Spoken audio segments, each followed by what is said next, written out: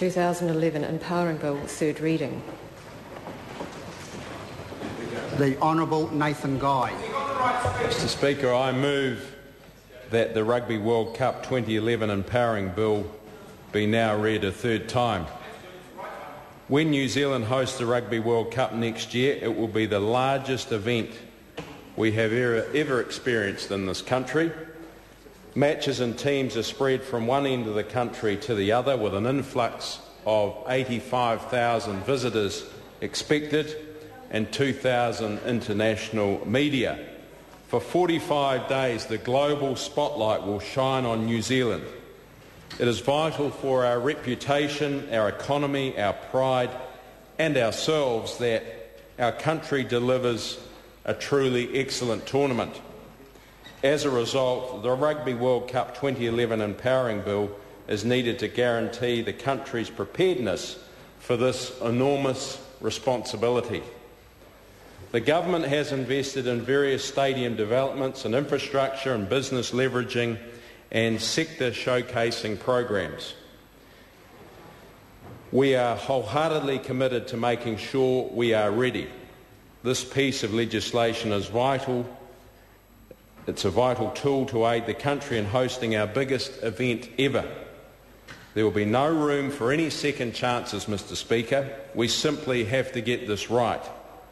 This bill will speed up the consenting process for Rugby World Cup related facilities and activities, and also allow for special Rugby World Cup liquor licences. It provides an expedited regime that will help ensure that the events forming part of and supporting the tournament meet the appropriate environmental and public safety standards.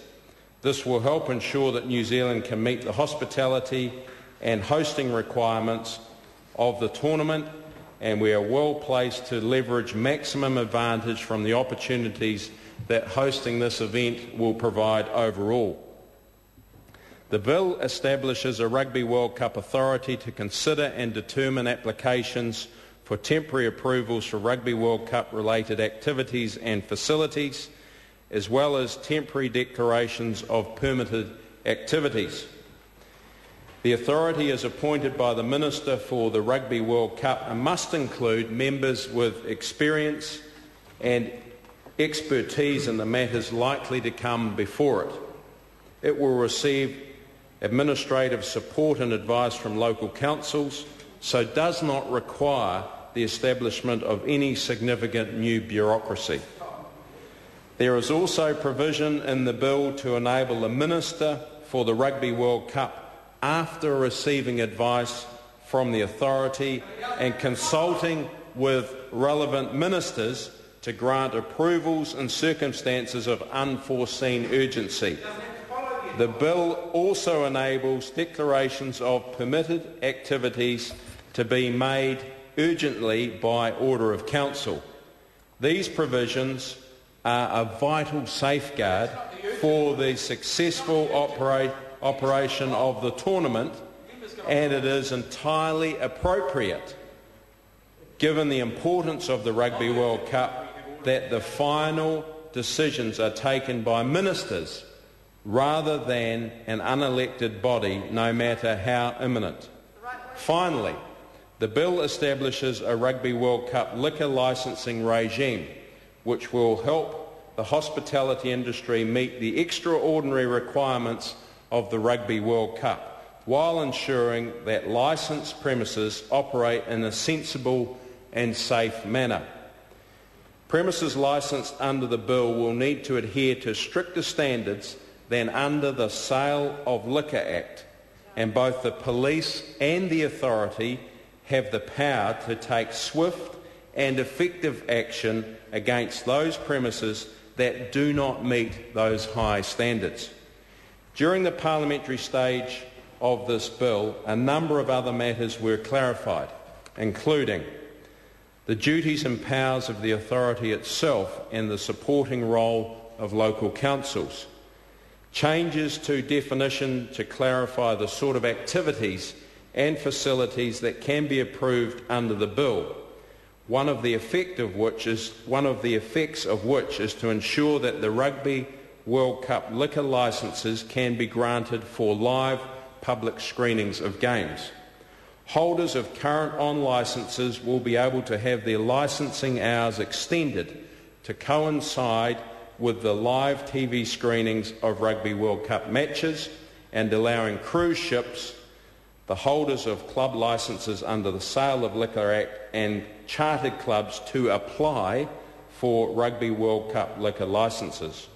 It provides police with greater enforcement powers to control the consumption of liquor during the tournament, and ensuring that the granting of a Rugby World Cup liquor licence will not extend the hours during which existing gambling machines can be operated.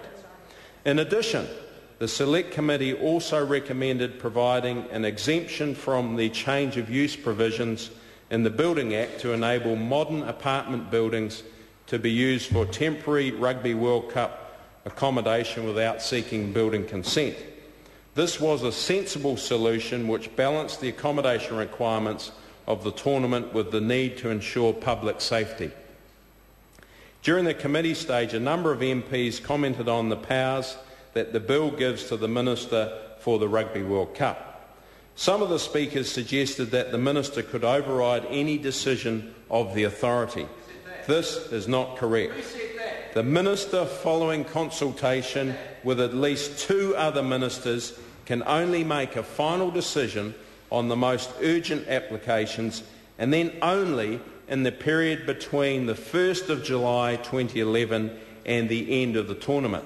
Hopefully the Minister will not be called upon to exercise that power, but given its nature, it is entirely appropriate for it to be exercised by a democratically accountable Minister.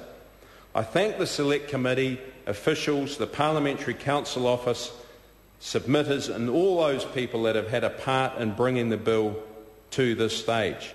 The Rugby World Cup 2011 Empowering Bill will give us the mechanism to ensure that all necessary approvals for the Rugby World Cup activities and facilities are considered and determined very quickly.